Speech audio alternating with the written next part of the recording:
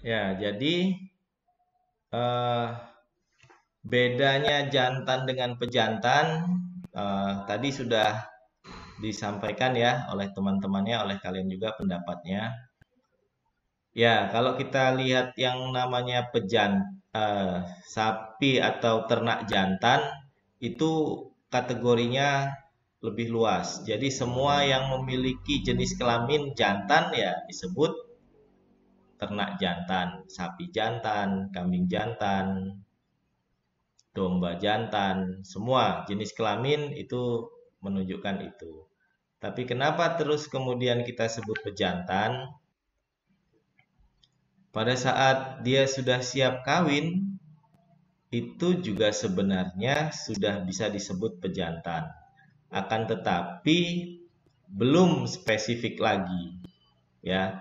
Jadi memang sapi pejantan ini disiapkan khusus spesialis untuk mengawinkan.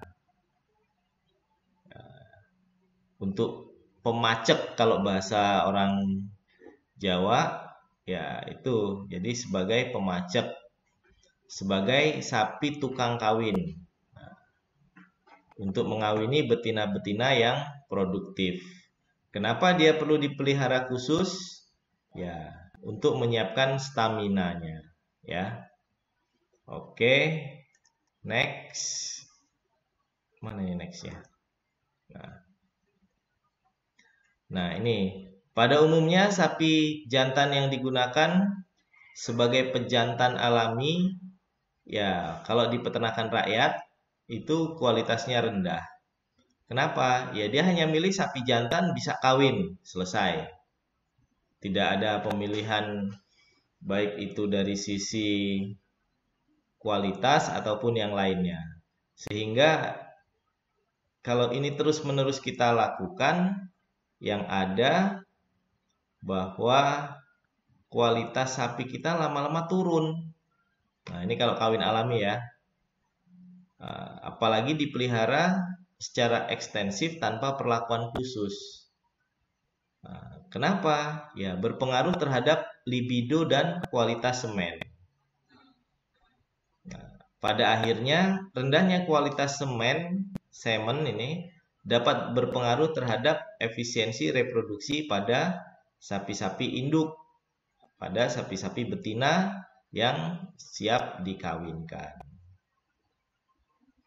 Nah, ini dasar kalau di bawah ya, apa di peternakan rakyat.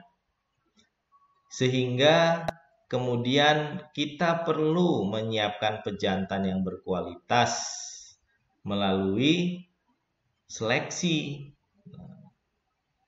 Sebelum di sana ya kita seleksi dulu untuk dijadikan pejantan, bukan asal datang ya. Terus apa ketemu jantan digunakan enggak juga. Jadi sapinya itu memang harus dipilih. Nah, ciri-ciri sapi jantan yang dipilih itu paling tidak dia harus memiliki performan tubuh yang baik. Kalau kita nggak tahu silsilah ya kita pakai itu dulu standarnya ya. Paling tidak badannya yang besar kalau memang kita mau pilih sapi yang besar. Paling tidak pertumbuhannya normal, tidak cacat. Nah, itu paling gambaran bagaimana langkah awal kita memilih jantan sebagai sapi pejantan yang ada di masyarakat. Setelah diseleksi bibit diapakan lagi? Ya, baru kita perbaiki. Kita suplementasi pakan yang baik, berkualitas. Ya kan? Kita siapkan kandangnya.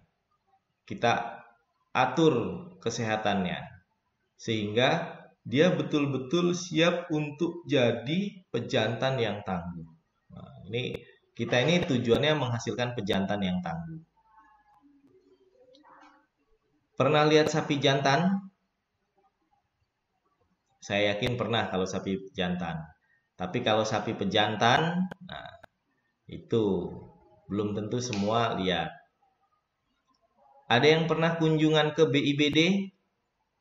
BIBD Poncowati di Lampung Tengah. Di situ ada bull. Bull itu ya sapi jantan yang memang akan digunakan sebagai pejantan. Nah, kalau di BIBD itu dia tidak kawin alami, tapi dia diambil spermanya untuk dibuat straw. Nah, bayangkan sebagai sapi pejantan untuk diambil strawnya itu dia pengambilannya itu seminggu 2 kali. Seminggu 2 kali diambil spermanya, ditampung untuk diproduksi straw. Kalian bisa bayangkan kalau seminggu 2 kali diambil spermanya, bagaimana kondisi tubuhnya kalau dia tidak diberi suplementasi pakan yang baik. Nah, itu. Dan juga mungkin ada beberapa tambahan yang nanti bisa kita lihat penggunaannya. Ya, itu latar belakangnya. Akhirnya kita harus memilih pejantan untuk membantu proses perkembangbiakan yang baik. Pemilihan sapi pejantan sebagai pemacek sering dirasa sulit. Nah, kenapa sulit? Ya, karena kita tidak punya latar belakangnya. Nah, ini ada yang ngambil ilmu tilik ternak nggak? Di ilmu tilik ternak itu nanti akan dibahas lebih detail bagaimana kita memilih jenis-jenis ternak yang baik, ya. Nah, tapi sudah, itu nanti kalian silahkan pelajari di sana. Ini sebagai pengantar juga. Pertama sulit kenapa? Pengetahuan kurang. Oke, kita pengetahuan kurang. Kemudian kalau di kita pengalaman tidak ada. Nah, tapi kalau kita lihat di lapangan itu para belantik istilahnya ya. Para belantik itu kok bisa milih sapi-sapi yang bagus? Ya, dia ilmu pengetahuannya didapat dari pengalaman. Nah, jadi pengalaman juga mempengaruhi bagaimana seseorang bisa memilih pejantan. Ya, kalau belantik itu suruh ngecak sapi, istilahnya pasti jadi. Oh, ini keluar daging sekian. Ini untuk sapi yang potong ya. Oh, kalau ini betina ini anaknya nggak banyak, susah bunting. Nah, itu belantik itu sudah tahu. Kenapa? Pengetahuan dia didapatkan berdasarkan pengalaman dan pengamatan sehari-hari sesuai pekerjaannya. Dan juga kriteria dasar. Nah, ini kriteria dasar ini meliputi pemilihan bangsa, sifat genetik, bentuk luar, dan kesehatannya. Bangsa yang satu dengan yang lain memiliki ciri yang berbeda. Sifat genetiknya juga beda. Nah, jadi nggak semua itu bisa kita jadikan pejantan. Kesehatannya bagaimana? Nah, ini juga jadi dasar kita untuk memilih ternak jantan sebagai pejantan. Nah, ini yang tadi saya sebutkan, sapi jantan yang akan digunakan sebagai pemacek atau pejantan tadi. Nah, kita sudah masuk ke pemacek ya, kita sebut aja ya, untuk membedakan biar tidak bingung antara sapi jantan dan pejantan tadi. Tapi itu istilah saja. Untuk memilih atau menggunakan sapi jantan sebagai pemacek, itu harus memiliki kriteria baik secara morfologis dan keturunan yang dapat dilakukan melalui kegiatan seleksi dan penjaringan. Nah, secara morfologis kita bisa mengamati kondisinya, bagaimana matanya, bagaimana bentuk mulutnya, bagaimana kakinya, dan lain-lain. Karena itu terlihat. Nah, untuk silsilah, disinilah kita yang repot. Di Indonesia ini silsilahnya belum jelas. Bahkan kadang tidak jelas. Apalagi marak di kita itu yang namanya kawin silang. Kawin silang dari sisi keilmuan, dari sisi pemuliaan ternak, itu menghancurkan silsilah. Karena dia nggak tahu lagi sapinya keturunan apa, ya kan, darahnya apa, jadinya ya udah sapi aja. Kenapa seperti itu? Ya misal kita mulai dari sekarang. Saya punya sapi PO, ya. Terus Bapak kawinkan dengan sapi Brahman. Darahnya kalau dicatat anaknya itu berarti PO persilangan Brahman. 50-50. Anaknya lahir betina dengan kondisi 50-50. Kemudian karena dia betina ingin bagus, di IB dengan metal. Sapi simental. Anaknya apa? Simental 50, Brahman 25, PO 25. Lahir lagi betina. Itu kondisi darahnya ya, di bawah. Anak keturunannya berikutnya dengan kondisi darah sudah 3. Darah yang ada di situ dikawinkan lagi dengan Angus misalnya. Jadinya apa? Nah, sudah akhirnya kita nggak tahu sapi keturunan ketiga, keempat itu kita mau sebut sapi apa. Ya kan? Ada darah PO, ada darah apa tadi? Brahman. Kemudian ada darah simental, ada darah Angus.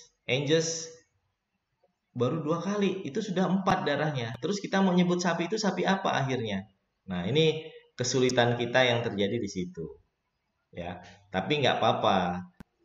Yang penting itu sapi bisa dipotong. Bahasa kita kan seperti itu. Kita nggak terlalu ke pemuliaan banget, tapi kita bahasnya sapi potong. Jadi kita nggak tahu sapi apa itu. Akhirnya biar gampang, ya udah kita sebut aja sapi potong. Selesai kan? Karena sapi itu mau dipotong, yang penting punya daging. Nah, tuh, jadi secara silsilah itu emang kita sulit. Nah, makanya kita mau tidak mau harus memiliki kemampuan untuk menentukan secara morfologis.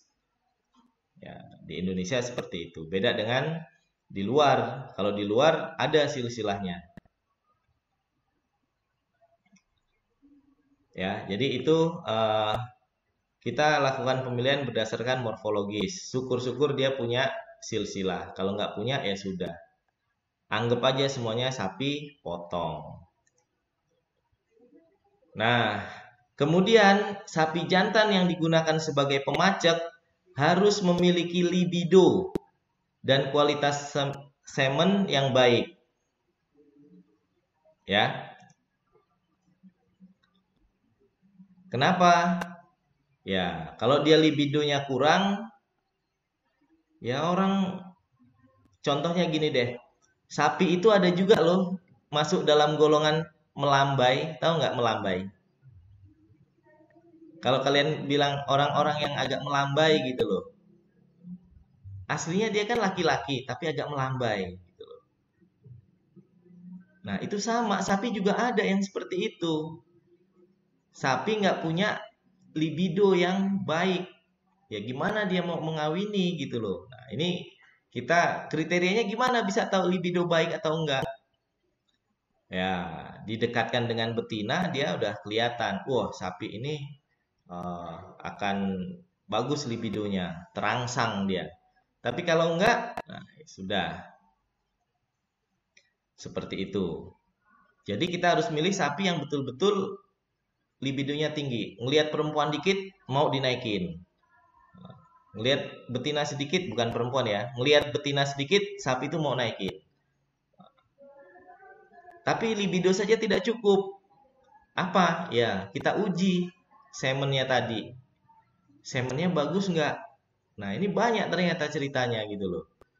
Libido bagus, semen tidak bagus, ada. Nafsunya kuat. Tapi begitu disuruh ngawinin betina, nggak jadi-jadi. Karena apa? Ternyata kualitas semennya itu tidak baik. Nah, itu yang terjadi di Jawa Timur belakangan ini. Kenapa? Final stop persilangan tidak keru-keruan itu ternyata menurunkan tingkat reproduksi, menurunkan kemampuan reproduksi sapi persilangan. Sehingga sudah dikawinin 2 kali 3 kali, jantannya oke, bagus, besar, betinanya oke, dikawinin nggak jadi-jadi. Nah, ternyata ya itu tadi, kualitas semennya kurang baik. Jadi belum tentu di kelas ini siapa yang badannya paling bagus. Suka fitness lah katakanlah. Hah? Siapa?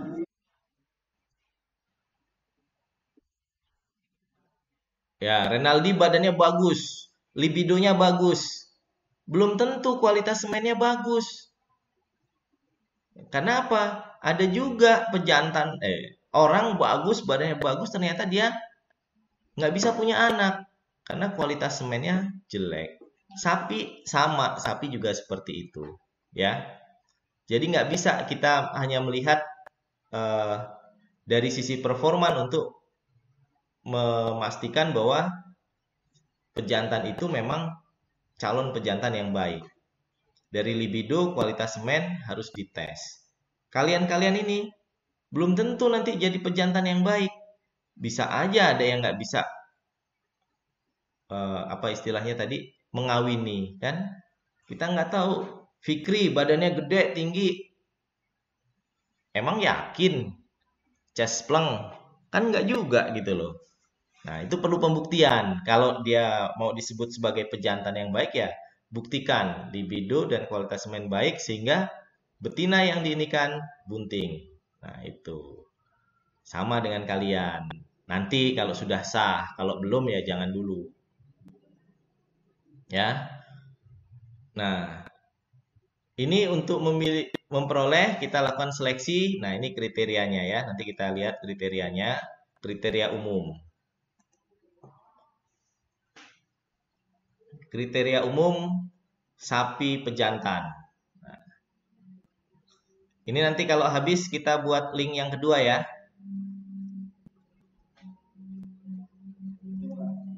Pertama, kepala panjang, dahi lebar. Kepala panjang, dahinya lebar. Moncong pendek. Kenapa kepala panjang, dahi lebar, moncong pendek? Artinya dia ini calon besar. Kepala panjang dibanding sapi ya. Dahinya lebar. Nah, udah panjang lebar, berarti kan dia besar nih gambarannya ya. Kemudian moncongnya pendek. Kenapa moncong pendek? Ya dia kalau makan bisa banyak. Kalau moncong panjang nggak bisa buka lebar. Ujungnya aja, tapi makannya nggak bisa banyak. Nah itu, jadi nanti ini ditilik, kalau kalian ambil ilmu tilik akan dibahas lebih dalam ya, terkait penjelasan ciri-ciri ini. Jadi ini tipis-tipis sajalah kita sampaikan. Kemudian badannya tinggi. Ya, dipilih yang tinggi ya. Ada 100 sapi, dipilih sapi yang tinggi. Jangan untuk pejantan kalian milih yang rendah atau pendek ya. Kenapa? Ya kita kan ingin memperbaiki keturunan gitu loh. Sama lah, jangan milih temen apa badan-badan yang kecil kalau emang kita ingin memperbaiki keturunan.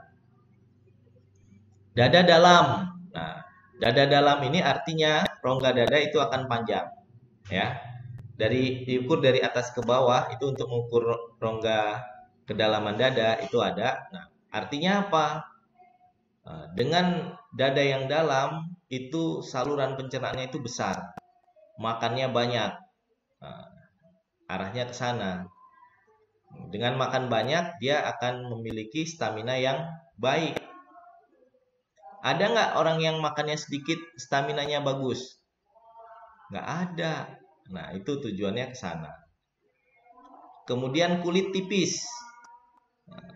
Kenapa kulit tipis? Ya. Ayo, kenapa coba kulit tipis? Kenapa kita milih yang kulitnya tipis, nggak kulitnya tebel? Ini pejantan loh ya. Ada yang tahu nih, nomor 5, kenapa kita harus milih kulitnya tipis? Tidak kulitnya tebal. Hah? Ya, jawab aja langsung. Iya, jawab aja langsung.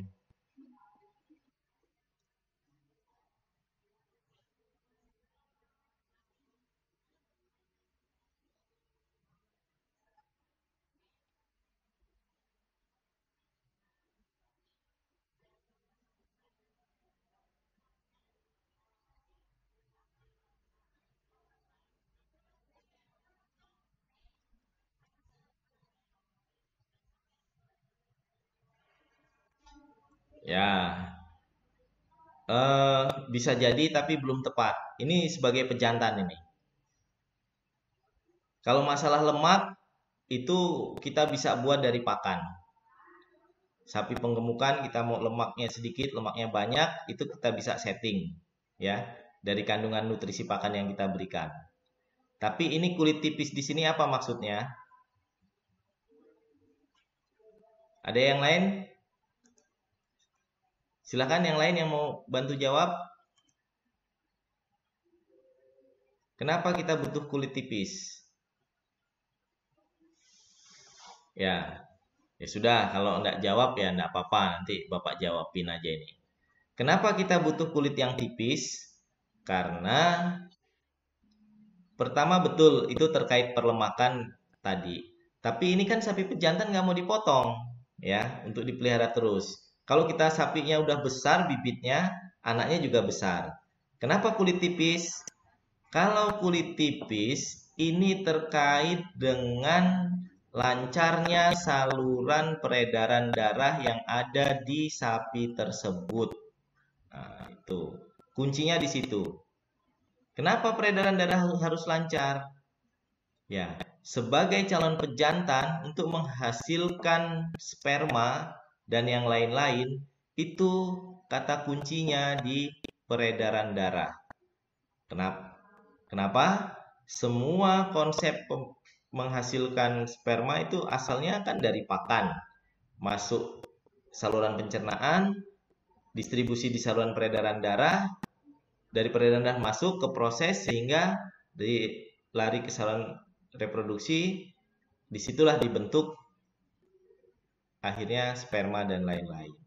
Kalau peredaran darahnya kurang baik, produksi spermanya juga akan berkurang. Nah, itu kuncinya seperti itu. Jadi intinya kita pilih kulit tipis, tidak berlemak, ya memang kita tahu dia peredaran darahnya lancar. Coba orang fitness ya, uh, yang ikut-ikut fitness itu, saya salah ini harusnya tadi pakai Google Meet ya, sudah mau habis.